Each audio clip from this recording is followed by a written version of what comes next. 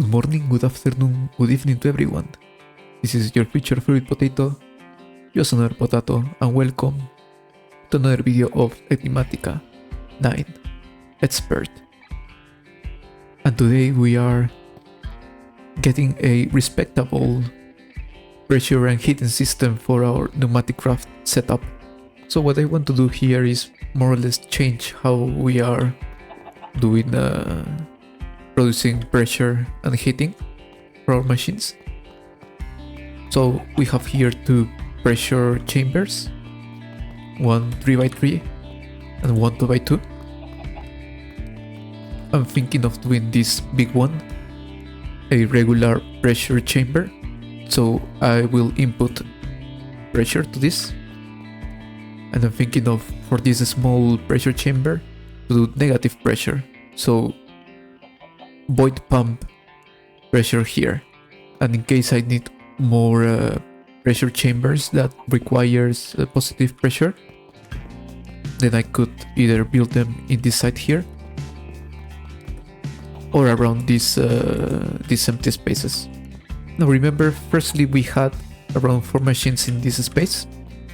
Now I want to have 6 machines in order to have more, let's say, crafting power. I want to have one fluid mixer. I really only need one, because the only material or the only recipe that we are going to be using for this is biodiesel and glycerol, but mainly biodiesel. And then the rest I want them to be TPPs, so thermopneumatic processing plants. This is what we are going to be mostly using. So that's why I want to have a bunch of TPPs, and maybe in the future we will be adding more TPPs. Not only that, I want to have different TPPs at different temperature. So I want to have, for example, a couple of TPPs over 1000 Celsius. I might also need some TPPs, for example, between two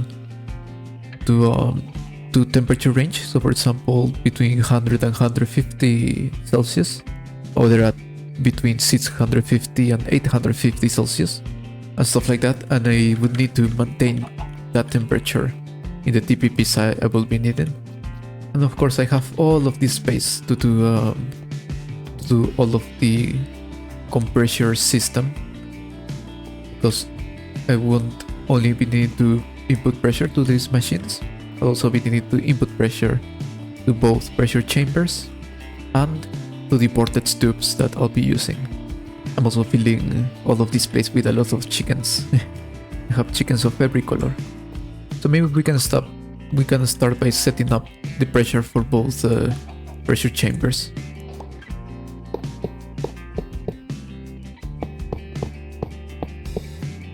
So we have to take into consideration that these pressure chambers, they can only hold up to 5 pressure bar. So we can use a regulator tube in here to adjust the amount of bar that we can send through this tube. So the regulator tube by itself, it will lock the pass of the pressure through this tube up to 4.9 bar. So if we, for example, if we produce in total 10 pressure from this compressor,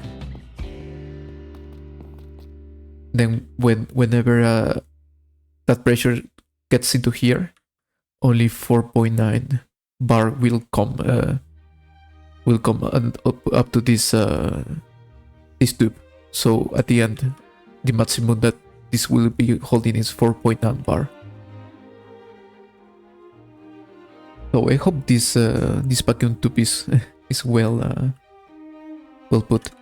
So the idea with this vacuum tube is that it will take pressure from the pressure chamber whenever this is given some pressure, and thus it will make this pressure here negative. Now the only thing left is to first do some redstone logic. It's always important.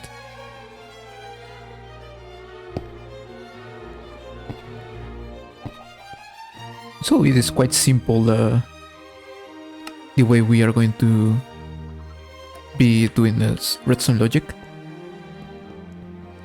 So realistically, the maximum amount of pressure that we are using throughout this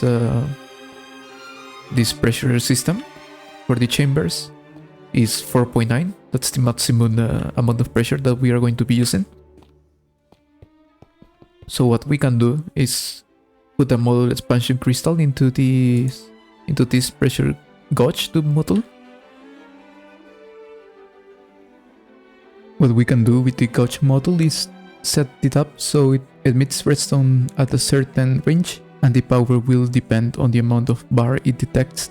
So for example, if we set it up so the lower bar is 4.9 and the higher bar is 6.9, then the gauge module will emit a low redstone signal at 4.9 and a high signal at 6.9. Combine this with a redstone receiver and emitter module in your pressure tube system, and you can pretty much do the same as we did with the regular redstone. So now we really don't have to worry about overproducing pressure here. What you can do also is install a volume and a speed upgrade. So this one can hold more pressure and can produce pressure quicker. And now we only have to hook this one up into the energy system. So we can come here to this modular router, grab the energy distributor module. We come back here and we can say, okay, so you will input energy to this side here. We come back and install this module, and this should start sending some redstone, some energy. Yes, and we can see this is starting to produce. We can set up a couple of heatsinks. As you can see, this is not emitting redstone yet. If we wouldn't be using this module expansion crystal, this would be already producing some redstone. But because we set it up so it starts producing redstone at a 4 point and something pressure, this will still emit 0 redstone. After that, I just had to do some tweaks and add more cooling to the Arcan compressor, but with all of it achieved the 4.9 and -1 bar goals in the pressure chambers. Now, while this is producing stuff, maybe we can take a look at the rest of machines that we will be needing to. So we need one fluid mixer. Then maybe this one will be like around 30 and 60 degrees Celsius. Then one TTP around 100 and 150 Celsius. Another TPP like around 550 and 650 Celsius. And then the last two TPPs over 1000 degrees Celsius.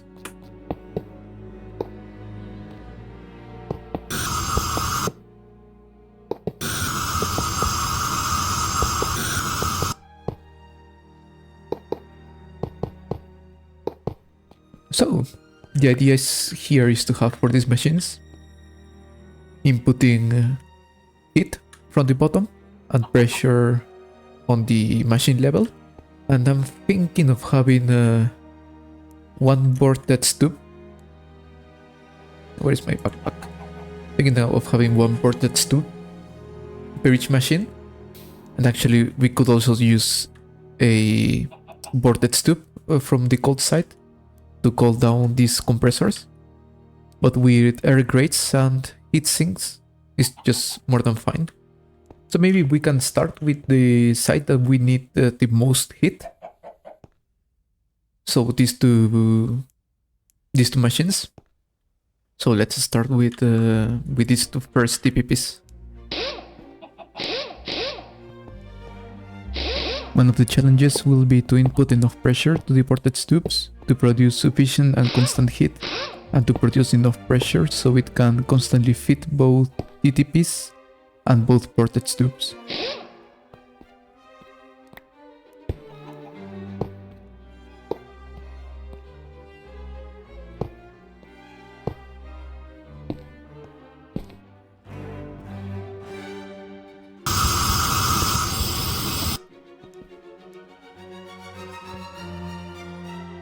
The same redstone logic is also used in here to control how much pressure is constantly produced.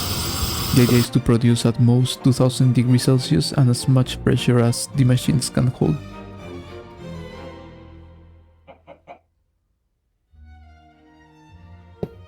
To use the least amount of pressure in the vortex tubes, it is important to put the insulating blocks around the heated blocks.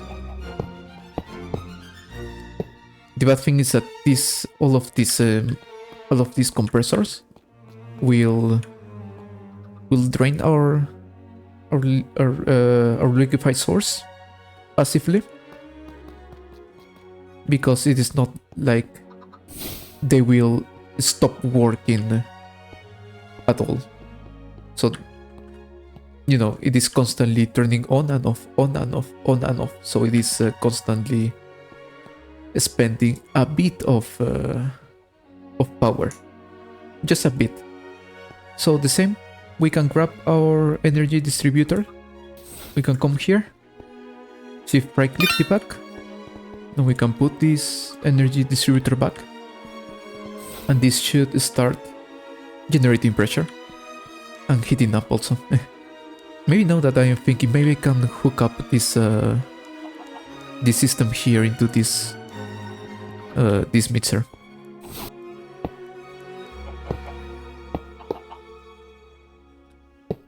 So yeah, this is perfect. 4.9 pressure. 4.9 pressure, -1 pressure. So yes, this is fine. This is enough.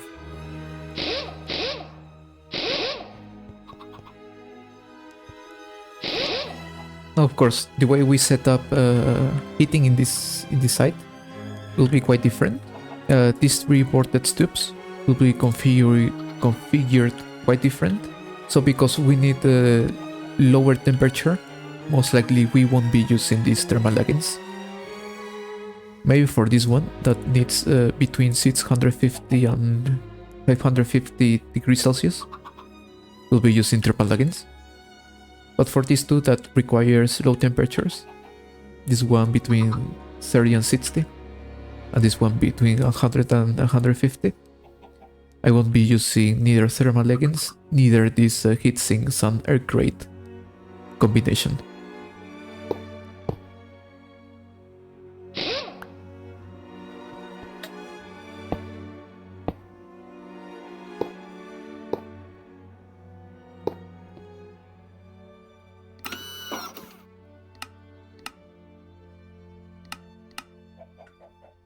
Now everything should be well configured, hopefully, just like the other twos. So we should be able just to grab again the energy model and set also that arcan compressor there. So yes, this is starting to produce some pressure. Now, here's the dilemma. How much pressure do we need to input to these vortex tubes? That's the real question here. And the way we are answering that question is by simple trial and error. The idea is to adjust the vortex tube pressure input little by little so we can provide with enough heat to the TPPs. There might be better ways of providing with heat, like lava, magma blocks, and campfires, but they get cooled down after a certain time. Later we will be able to use resistive heaters from Mechanism, but we can't craft them yet. So with all of this all should be perfectly working. So both of these machines are at 8.9 pressure and around 1900 temperature. This machine is sitting at 46 degrees Celsius and 9.10 bar. This one is sitting at 9.13 pressure and 126 degrees Celsius. And this one at 9.13 pressure and 39 degrees Celsius. And this one at 4.9 pressure. This is at -1 and this is at 4.9 pressure. This is all perfect. This is all perfect. Now I'll have to I'll have to open the valve for that side of the base. So I'll have to deactivate this clutch so some liquefied source can get into that side. There is it. Oh, it's filling up again. Oh, this is important because again, all of this, even though these are idle, it is still consuming some energy to produce pressure to keep up the temperature itself of each machine. And also to keep up with the pressure inside the tubes and all that stuff. So it is consuming some energy passively. So that's why now I need to keep up this tank filled. But all of this is working and is quite organized now. It is not the most organized thing, but I think it's just fine. It is easy to see which are the systems and what is doing what and all that sort of stuff. Yes, and we are for all the machines we are on that sweet spot for craftings. And in here, hopefully you can see a bit more on the background of all of those tubes. I'm saying goodbye for now. It was quite a productive episode. This is going to be quite good to produce more materials for the future. And yes, I hope you enjoyed this episode. Next episode, I might be doing some more kind of fixing stuff around the base. Fixing some backlogs and stuff like that. Because the next step into this chapter is to get into the bumble zone. So we need quite to prepare for that. Just a bit. I don't think we need to prepare a lot. But we need to prepare a bit for that. Maybe most likely next episode we will try to get better armor, better weapons. Now that we have enough infrastructure and materials to enter into Apotheosis mod. And I'll see what else we can do next episode. Maybe most likely, as I said, we'll be repairing some backlogs around the base. Just like we kind of redo all of these imbuement chambers place.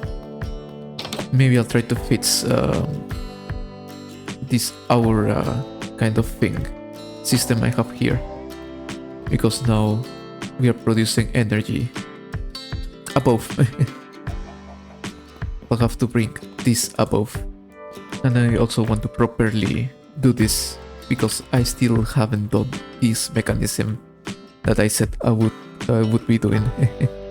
So yeah, next episode will be all about that. Repairing stuff around the base and getting better weapons and armors.